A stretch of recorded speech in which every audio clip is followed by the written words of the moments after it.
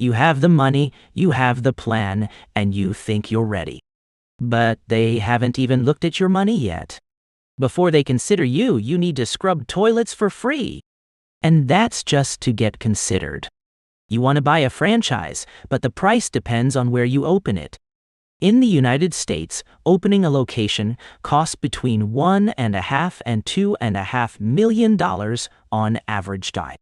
That covers equipment, rent, renovation, launch costs, and a one-time franchise fee just to use the brand name. $500,000 of that must be your own cash, not borrowed and not financed. In Europe, the cost is lower, and in Eastern Europe you can enter for around €1 million. But choosing a country isn't only about price, it's also about whether the corporation will even sell you a license. In some countries, the entire market is locked to private buyers, controlled by a single master franchise company. Across Latin America, a single company controls the brand in 21 countries. So let's say you pick the United States. You have your capital, and you're ready to sign. You just got rejected, and the reason isn't your money.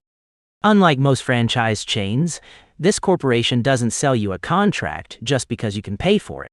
You prove yourself in practice, 6 to 12 months working inside an existing restaurant without any pay. You arrive in your luxury car, put on a uniform, and stand next to a teenager at the register. They also send you to their internal training university in Chicago, where you study food costs, staff management, and pass a final exam. Even after passing everything, they may still choose someone else because one executive makes the final call.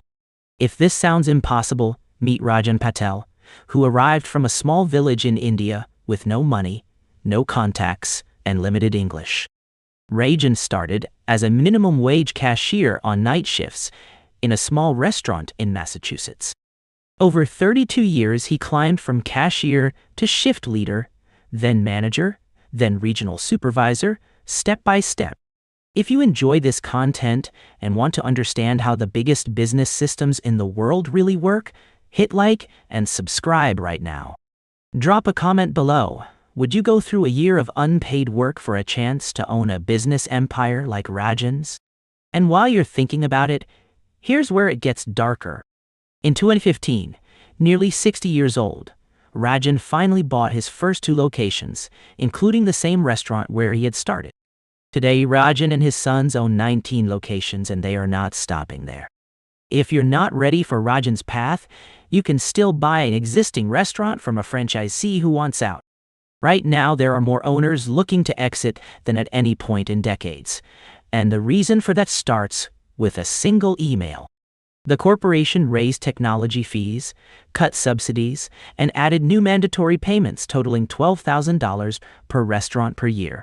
Then meet Carlos Mendez, a Hispanic-American franchisee since 1990, who built 34 restaurants over decades and invested $20 million in mandatory renovations.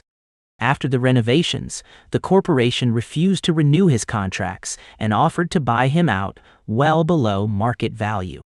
They also denied his daughter's franchise application and made clear she wouldn't receive a license until Carlos sold 30 of his restaurants. Carlos filed a federal lawsuit accusing the corporation of racial discrimination, and the case is still ongoing today. Now let's calculate what you'd actually earn after finally getting your own restaurant. The land and building always belong to the corporation, and rent alone can consume up to 30% of your total monthly revenue.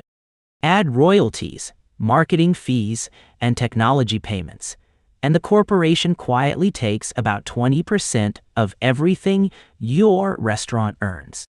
On $4 million in annual revenue, after all corporate fees, wages, food, and taxes, you net roughly $300,000.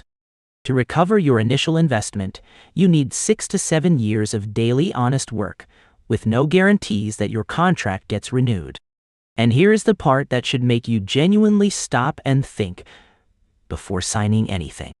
Over the last 20 years, the corporation's stock has grown by 700%.